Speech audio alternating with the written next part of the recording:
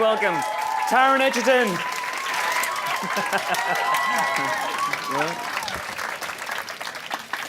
Hello, everybody. Welcome. How are you? I'm good. Yeah, I'm quite overwhelmed actually. Yeah, I'm all right. Yeah, I'm good. Yeah, I'm good. Congratulations, because Kingsman has made over $400 million I know. It's worldwide. amazing, isn't it? And this is your first film. Yes, not a bad way to this is my start. first film. Yes. Yeah. I made this in late 2013, and I've done a couple of other little bits since, but this was my first experience. Yeah. In fact, the first day you set foot on the set of Kingsman was the first time you'd set foot on a film set. It was Isn't indeed. that right? It was. Yeah, I remember it. I was on set with Colin, I think, and we were doing. I can't remember what scene it was, but it was. Yeah, it was surreal and amazing, and extraordinary, and I'm a very, very lucky boy. Did you get any sleep the night before? No, none whatsoever. Although Colin did actually leave me a very, very, very lovely voicemail. That kind of helped. I know, it was lovely. Yeah, I just 4 in the sat morning. there listening to it going, oh my God. But, So how did the role come about for you? 'Cause was it a long, arduous audition process for you? yeah, it was. Yeah, it was about 5 weeks. Yeah. So I was making a television show called The Smoke at the time, and I got this sort of like a breakdown through from my agent. I didn't get sent the script because you often don't with films of this scale because they're kind of kept under wraps, and they said you can go and meet Matthew Vaughns for this role in this film, and they sent me 2 scenes, and it was the pub scene and something else, I can't remember. But I just remember reading it and thinking, I don't know, it's a really weird feeling sometimes. You read a part and you have to do it. Like, Yeah. you know, and it was such a huge, monumental kind of challenge getting a role like this because there were lots of brilliant young actors up for it, and lots of them who were far more established than I was or am. And but I read it and I just sort of knew I had to do it, really. And what started was a kind of 5-week process where Matthew kind of made me do running around and dive rolls, and I tried to sort of see if I could pretend to be a spy. In the first meeting, just run around. Just That's run around it. a bit. Just run around, just do something. Now roll a bit. And the actual, the minute you got the role, Yes, did he call you? Did Matthew call you? How did that happen? he did. He called me on a Saturday morning. I was still in bed, and he didn't. No, it was like 11 o'clock as well. I'd been out the night before, and he didn't actually say, "Hi, Taron, I'd like to offer you the part." He went, "Okay, so I think I might be able to offer you this part, but here's what you've got to do," and sort of listed this kind of string of caveats. And I said, "Can I tell my mum?" And he said, "No." And I was like, "When can I tell my mum?" And he said, "On Monday. Let me think about it." So and then Monday, it call came through, and I told my mum. Can you mention any of the caveats he attached? What did he tell Get you? fit. Get fit? Like you weren't already? I wasn't then. I'm not now. Yes, get fit. He said, no, here's what he said. He said, because you know I'll potentially own you for 6 years. And I went, right, okay. Yes, okay, sure. Okay. Anyway, it depends how well it does. And all sorts of other things, you know, but yeah. Okay. I'm not painting a very good picture of him. He's a lovely, lovely, lovely man. He's a lovely man. Everyone I know who's worked with Matthew Vaughns does the same impression of him. Yeah, it's probably a bit unkind, actually. He doesn't really sound like that. He's my great friend and I love him, but it's nice to take the mick a little bit of ribbon. But he does own you now, is that right? Yes, he does own me, yeah. He allowed me to take the handcuffs off for this talk, actually. It only happens sort of 2 or 3 times a year. So let's talk about the role itself, because Eggsy is, of course, a kid for me. Everyone here has seen it, by the way, just to make sure we're not going to give away any spoilers or anything. Yeah, that would have been ridiculous, Can you wouldn't imagine? it? Can you imagine? Because I haven't done anything else, so I don't know why else you'd be.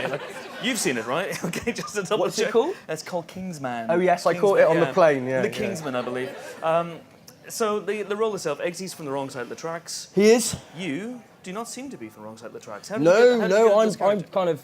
have lived a very sort of cushy, kind of, you know, Welsh idyllic countryside upbringing. I'm not from an affluent background, but I've never wanted for anything. You know, I have a great family, really secure, and Eggsy's, you know, had a tough a tough time of it. Yeah. Yeah. So how did you get into the character?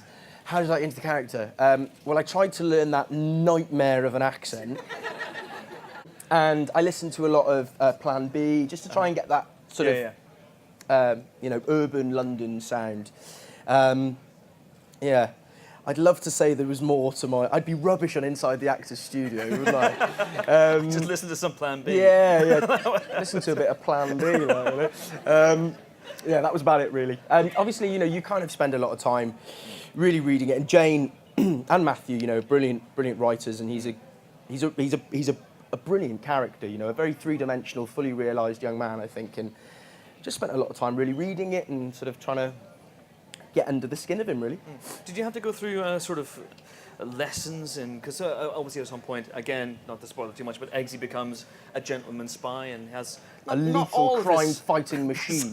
He doesn't have all the rough edges sanded off, but he does know how to comport himself and wears the suit. Did you have to learn all this stuff as well? No, I mean, in terms of the, I never really felt like I was sort of playing a different sort of part at the end of it in that, Sam Jackson's party scene. It just felt like, to be honest, I was doing a slightly camper version of Colin. Sort of got the suit. The suit kind of makes you sound straight. I'll do Colin. I just thought I'd camp him up a little bit. That was my thinking. Again, not going to be asked to go on Inside the Actors Studio, am I? I think there's something about the suit. The lovely thing about his kind of My Fair Lady journey through it is those clothes do all the work for you, really, So at the start, you're in the jeans and the Air Force Ones and a bomber jacket, and it kind of, it conditions the way you move. You move in a very relaxed sort of street kind of way, and then when you put the suit on, all of a sudden you stand tall and, you kind of adopt a persona and, yeah. Well, speaking of Colin, I won't be writing any books about acting anytime soon. Oh. Speaking of Colin, we actually have a clip now. We were just talking backstage there. This is your favourite scene. I love this scene. I love this scene because it was one of Colin's last days, just before I started filming the all that running around the tunnels thing, which very nearly killed me. Actually, doing all that, you will not believe how long that took to film. And it was one of Colin's last days, and I'd been working with Matthew for a long time. And I felt, to begin with, he'd sort of kind of been quite hands-on with me, and it was at that stage in the shoot where I felt very much like I could kind of take a bit of license with things. There's a couple of lines of my own in this scene. And that was just a lovely day. It just felt really creative. Colin and I were having a laugh. It was just lovely. I just love this scene. Well, let's take a look. It's the scene in the weapons scene. The weapons scene. Let's take a look. There you go. So was that an ad lib from you, the nod to Mr. Hitler? That is sick. Yeah, no, the. Oh no, that was Matthew. I remember as well when he came up to me. He said, "Right, okay, this is because in the script, obviously, the script, the wordy thing with the binding. It didn't actually say it was a Nazi salute." So he came up to me, he said, "I want you to do this thing," and I was just like, oh my God, I was envisaging, my first film just alienating one huge section of Europe, And people laugh, and that's great. Fantastic. So Oxford's not Brogues. Oxford's not Brogues. I asked Matthew Vaughns about this, and I said, why Oxford's not Brogues? And his reply was, if you don't understand, then you're not a Kingsman. So I'm not a Kingsman, quite clearly, so I'm going to put you in the spot. What does Oxford's not Brogues mean? You just mouthed the S word, so maybe... Chris, I mean... You're winging it, aren't you? No. You're just making this up. The thing you've got to understand is, I actually don't know. It's something to do with... It's something he did tell me, but I switched off. It's something to do with, the broguing was no wait. It's a good winging. That's fine. The broguing was added as it was like a rain guard or something, but it was from a place. It came from a place that's not Oxford, so maybe something to do with the academic snobbery. Yeah. This is going out all over the world. I'm buying it. I'm buying it. That's my story, and I'm sticking to it. If that's not what it really means, then that's what it's going to be on the internet from now on. So that's all fine. Yeah. But working with Colin. So he left you a voicemail the night before you worked together for the first time, but presumably you'd met before then. You had done rehearsals. Yes, we'd met a bit. I remember I met him, the first time I met him was with Mark Strong as well. We had a read through of some of the scenes, and he was just immediately very good to me. I'm reluctant to gush about Colin because people continually make these videos suggesting a relationship other than that of two very good friends and work colleagues. But you didn't make it, did you? I was not aware of this. Is this... There's a really weird one of like a monologue I did at drama school underscoring images of me. It's never Colin looking longingly at me either. It's always me looking longingly at Colin, and it's just a... Anyway. So tell me about the first time you met Colin and gazed dreamily into his eyes. First time I met Colin. First time I met Colin, he was just, you know, I think he... My preconception of him was that he was, you know, he plays lots of quite held men, quite sort of, often quite emotionally inarticulate parts sometimes, you know, with King's Speech and Single Man, often quite, you know, some of his kind of signature roles are quite repressed, and I expected him to be very, very reserved, and the truth is he's a real talker, he's a really chatty, you know, and he was just, you know, very, very, very welcoming and very friendly. And I was obviously nervous because I'd never made a film before, and made sure that I had his mobile telephone number. Yes, that's right, ladies and gentlemen. And just, you know, sort of looked after me, really. You know, looked after me throughout the whole shoot. It was a difficult time for me for personal reasons at that time as well, you know, and it was just work was very demanding, and he was just a really good mate. He was a good mate, and he's obviously we all know how good he is at the old acting, but he's just a really good guy. It's like chemistry, because there's such chemistry between Eggsy and Harry. So you didn't really have to work at that, I guess? Well, we just sort of found out, we just kind of got to the stage where we were...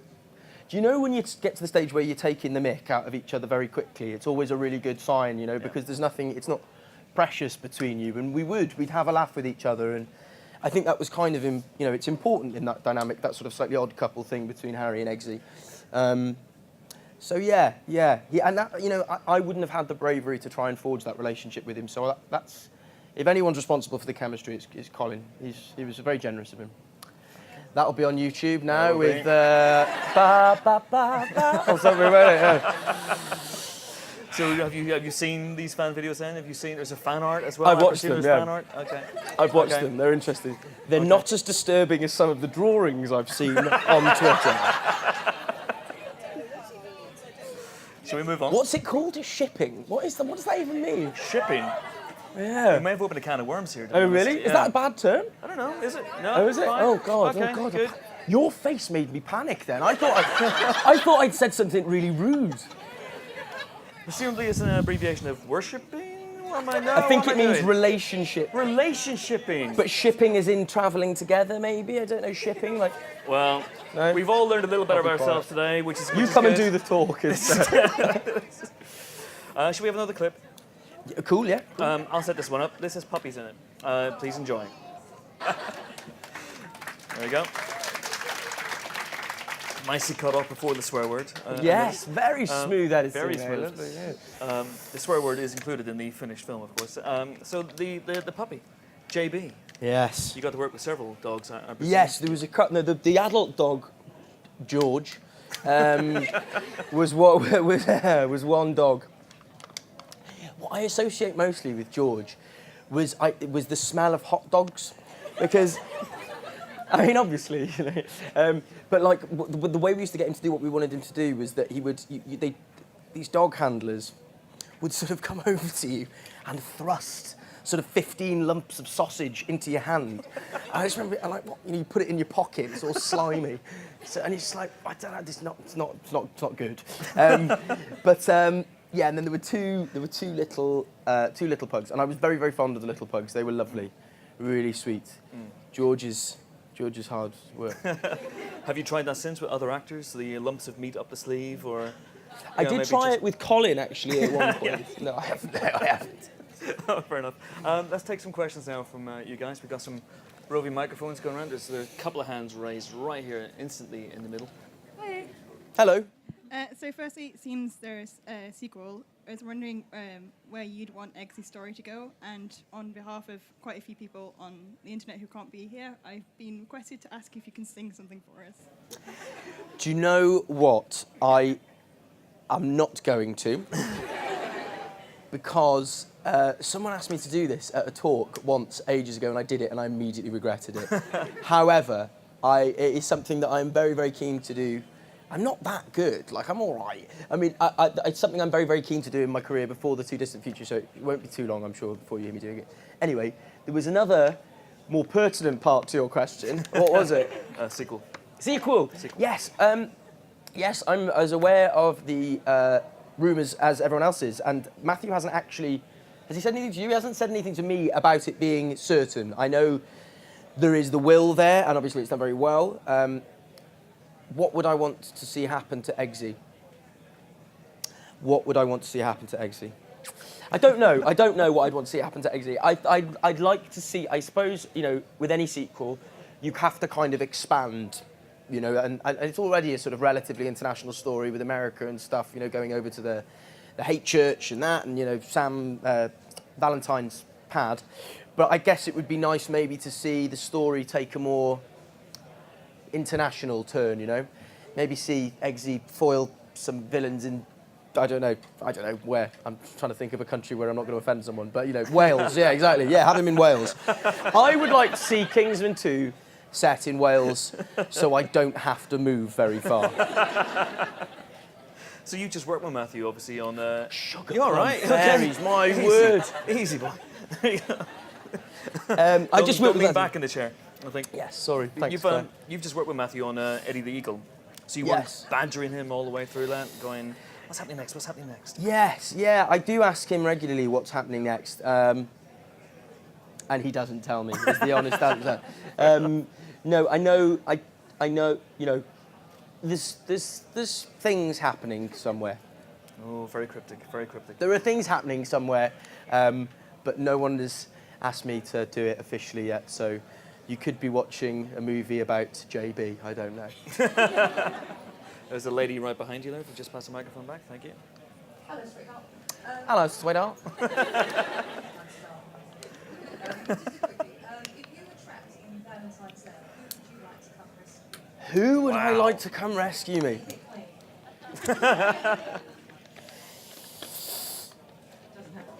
Yeah, I'm gonna keep it clean.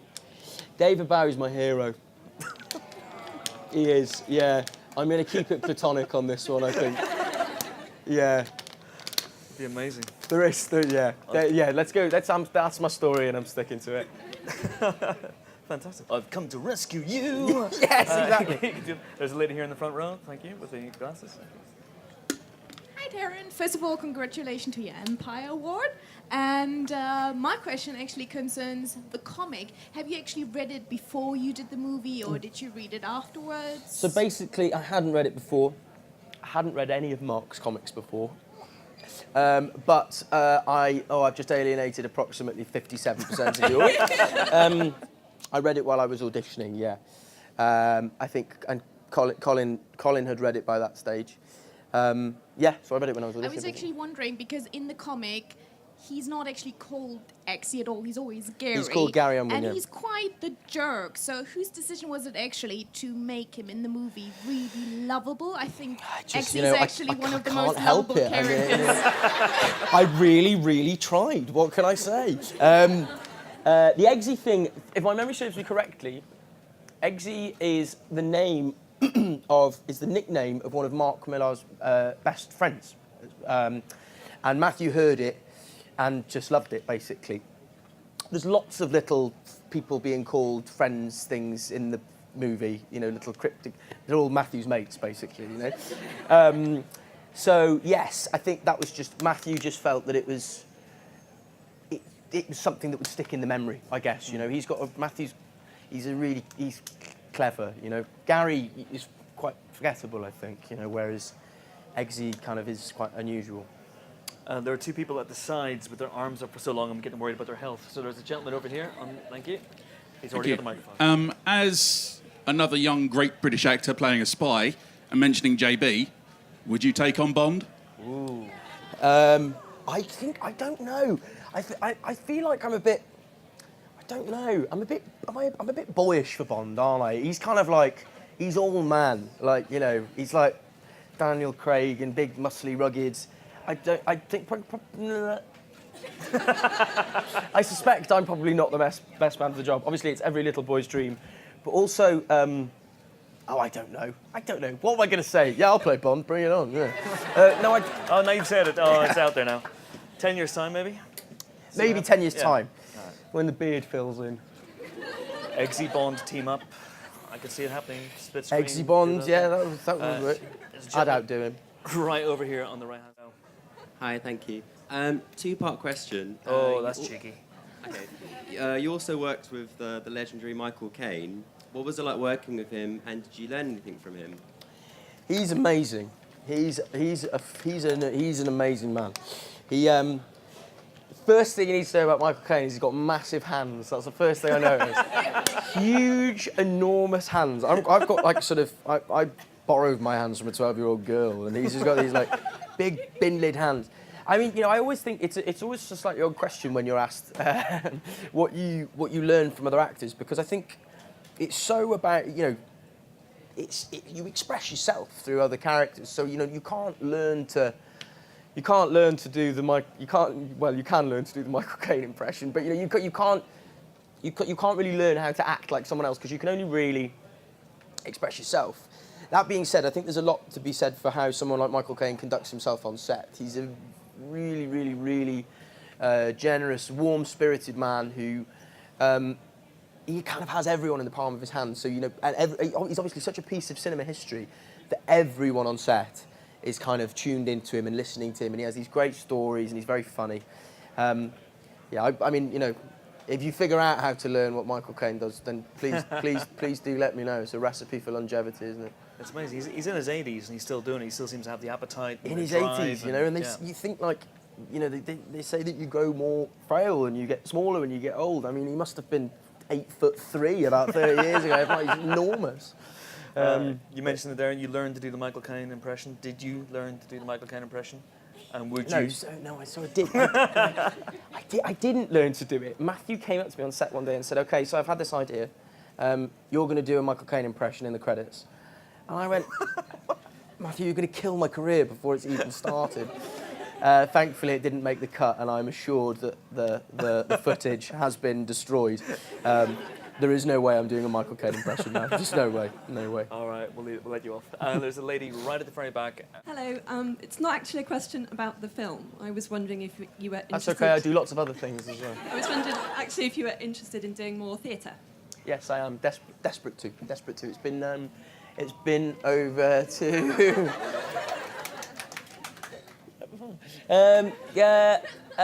yes, I'm desperate to. It's been over 2 years since I've been on stage now, and it is, I know all actors say this, but it really is that is my first love. That's what I got into it for. That's how I trained, and I'm just kind of hoping someone will bring that opportunity along, really. I'd like to do something I've not done Shakespeare since I was at drama school, and it would scare the hell out of me to do it now, and that's kind of good. That's what I want, really. I think that they're the exciting things as an actor, to go and do stuff that is frightening and challenging and makes you feel out of your comfort zone. So that was a really long and boring way of saying yes. But since Kingsman, you've done a couple of other movies. You've Yes. Legend with Tom Legend, Hardy. which comes out later this year, which I mean, blink and you miss me, guys. I'm not a big part in it, but I play it's a sort of sidekick to Ron Craig. Yeah. Anyway, yes. Yes, so I'm in that, and I've just finished filming. Eddie the Eagle with Hugh Jackman, and that'll be interesting. That'll be interesting. That's gonna be fun. Yeah, that was great fun. We got time for two last questions. Wow. Okay. Oh. Do you want to choose, or no, there's a lady here with glasses right in the back row. If you could just pass the microphone forward. What do you know now that you wish you'd have known when you first started getting into acting? I don't know. I think you learn things you learn things when you learn them, and that's what life is. And I've been so I'm telling you all what life is now, guys. 25-year-old man from Wales. I'm going to tell you all what life is. I think I'm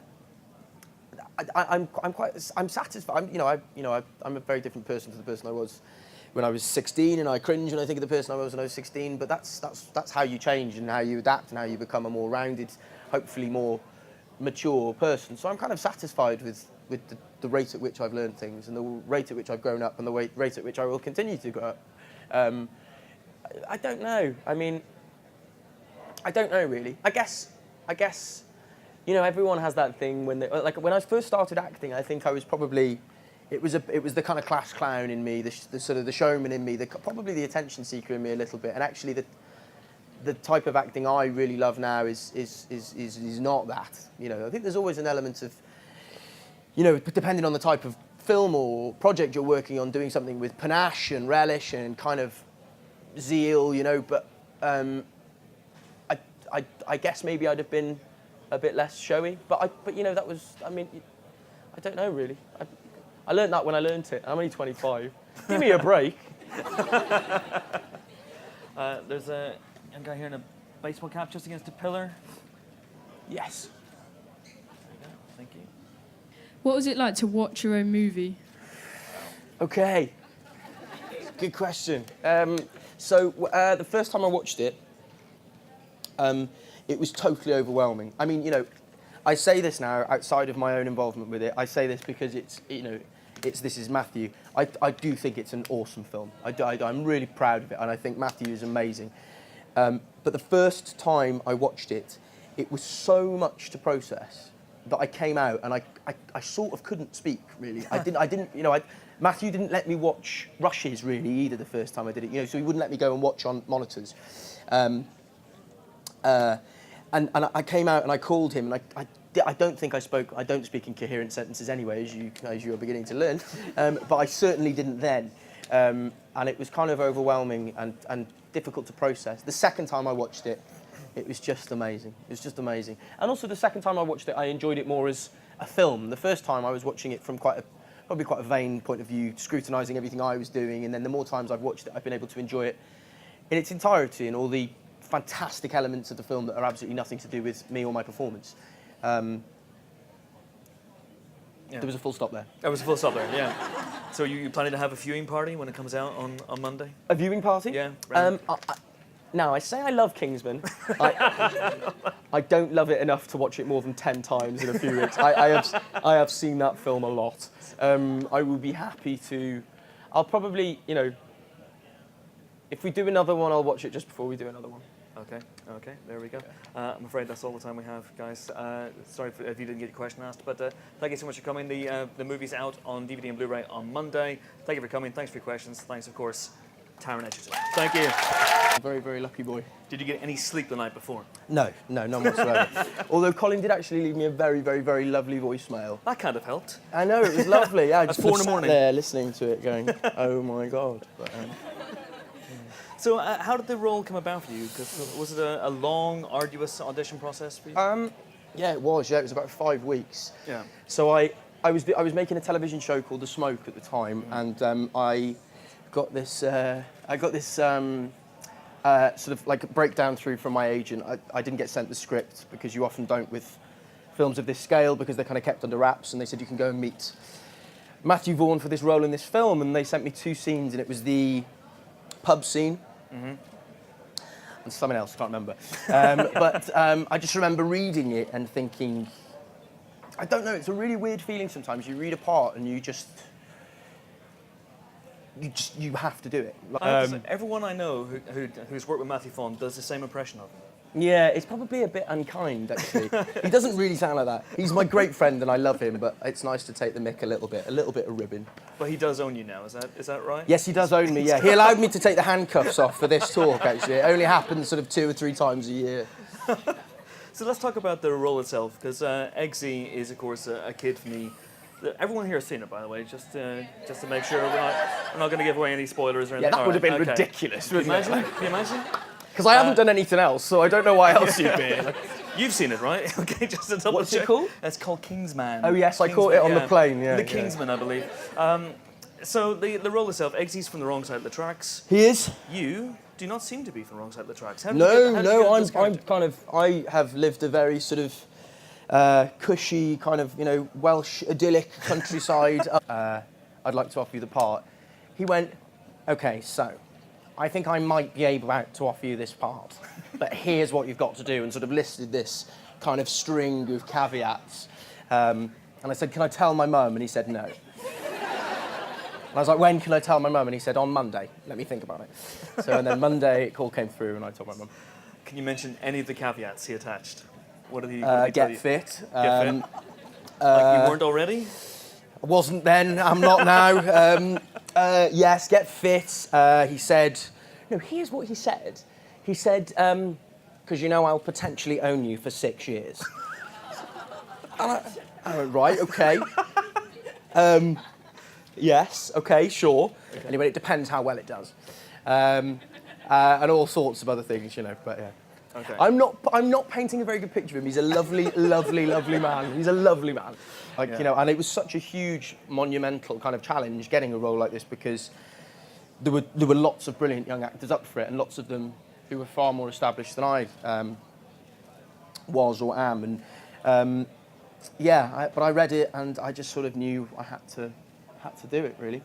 And what started was a kind of 5-week process where Matthew kind of made me do running around and dive rolls, and I tried to sort of see if I could pretend to be a spy. In the first meeting, just run around. Just That's run around it. a bit. Just run around, just do something. Now roll a bit. And the actual, the minute you got the role, Yes. did he call you? Did Matthew call you? How did that happen? He did. He called me on a Saturday morning. I was still in bed, and he didn't. No, it was like 11 o'clock as well. I'd been out the night before, and he didn't actually say, "Hi, Taron." Welcome, Taron Egerton.